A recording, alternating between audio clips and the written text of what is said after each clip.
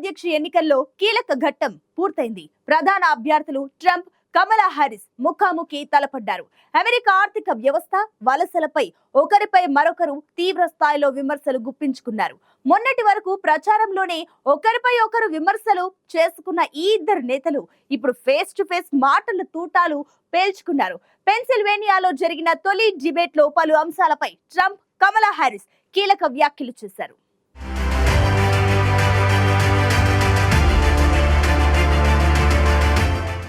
America అధ్యక్ష ఎన్నికల కోసం ప్రపంచ దేశాలు ఆసక్తిగా ఎదురుచూస్తున్నాయి. అగ్రరాజ్యానికి కాబోయే అధ్యక్షులు ఎవరు అనే దానిపై దృష్టి పెట్టాయి.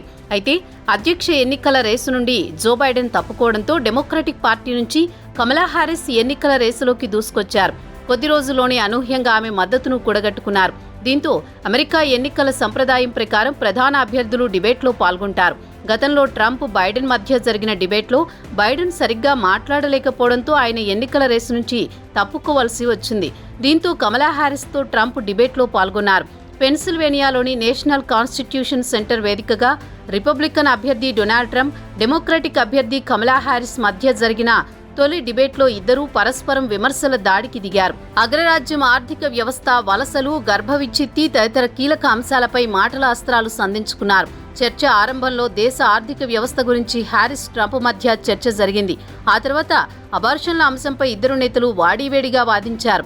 మహిళల అభివృద్ధి ట్రంప్నకు గిట్టదని, అబార్షన్లపై ఆయన నిషేధం విధించాలనుకుంటున్నారని కమలా హారిస్ ఆరోపించారు. అత్యాచారాల వంటి కేసులోనూ మహిళలకు ఎలాంటి మినహాయింపు ఇవ్వాలనుకోవడం లేదని, ఇది మహిళలను అవమానించడమేనంటూ ఆమె విమర్శలు గుప్పించారు. ఆయన అధ్యక్షుడిగా ఎన్నికైతే జాతీయ అబార్షన్ల నిషేధంపై సంతకం చేస్తారని, అబార్షన్లపై మహిళలే నిర్ణయం తీసుకోగలరని, సరైన నిర్ణయాలు తీసుకునే సామర్థ్యం వారికి ఉంటుందని, అమెరికా ప్రజలు స్వేచ్ఛాప్రియులని కమలా హారిస్ అన్నారు.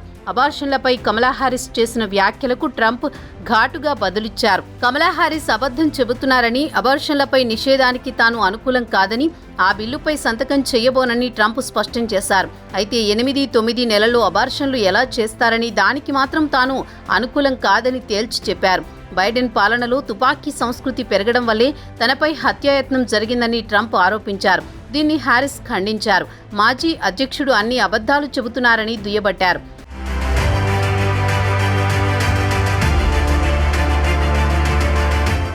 తొలి నుంచి కమలా హారిస్ను మార్కిస్ట్ అంటూ కామెంట్లు చేసిన ట్రంప్ డిబేట్లోనూ ఆమెపై తీవ్రస్థాయిలో విరుచుకుపడ్డారు.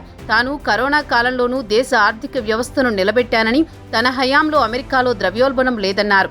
బైడెన్ అధికారంలోకి వచ్చాక అమెరికాను చైనా చీల్చి చెండాడుతోందని, కమలా హారిస్ పెద్ద మార్కిస్ట్ అని దుయ్యబట్టారు.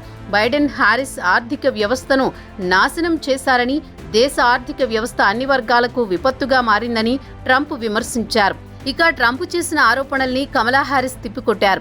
అమెరికా ఆర్థిక వ్యవస్థను ట్రంప్ చిన్నాభిన్నం చేశారని, ఆయన హయాంలో దేశం ద్రవ్యలోటు ఎదుర్కొందన్నారు. ట్రంప్ తప్పిదాలను బైడెన్తో కలిసి తాను సరిచేశామని, ఆయన వద్ద పారదర్శకత లేదన్నారు. అమెరికాను చైనాకు ట్రంప్ అమ్మేశారని, తాము చిరు వ్యాపారులు, కుటుంబాలకు సాయం చేస్తామని హామీనిచ్చారు. బిలియనీర్లు, కార్పొరేటర్లకు ట్రంప్ పన్నులు తగ్గిస్తారని, దీంతో అమెరికాకు $5 ట్రిలియన్ లోటు ఏర్పడుతుందన్నారు. స్టార్టప్ల కోసం పన్నులు తగ్గించేందుకు తమ వద్ద ప్రణాళిక ఉందని కమలా హారిస్ వివరించారు.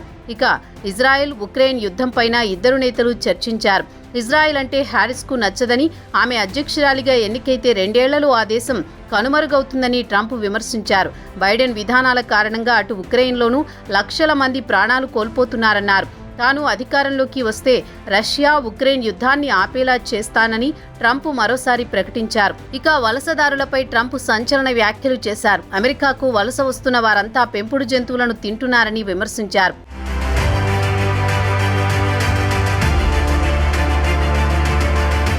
ఇజ్రాయెల్, ఉక్రెయిన్ యుద్ధాలపై ట్రంప్ చేసిన ఆరోపణల్ని కమలా హారిస్ ధీటుగా బదులిచ్చారు.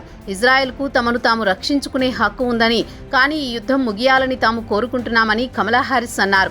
ట్రంప్ నియంతలను ఆరాధిస్తారని, కిమ్ జోంగ్ ఉన్కు ఆయన ప్రేమలేఖలు రాశారని ఆరోపించారు. ఒకవేళ ఇప్పుడు ట్రంప్ అధికారంలో ఉండి ఉంటే రష్యా అధ్యక్షుడు పుతిన్ కీవ్లో కూర్చునేవారని అన్నారు. ట్రంప్ తాలిబన్లతోనూ చర్చలు జరిపారని ప్రపంచ నేతలు ఆయనను చూసి నవ్వుతున్నారన్నారు. అమెరికా ప్రజలను విభజించేందుకు ఆయన విద్వేషాలను రెచ్చగొడుతున్నారని ఆమె మండిపడ్డారు. డిబేట్ ప్రారంభంలో వీరిద్దరూ పలకరించుకుని షేక్ హ్యాండ్ ఇచ్చుకున్నారు.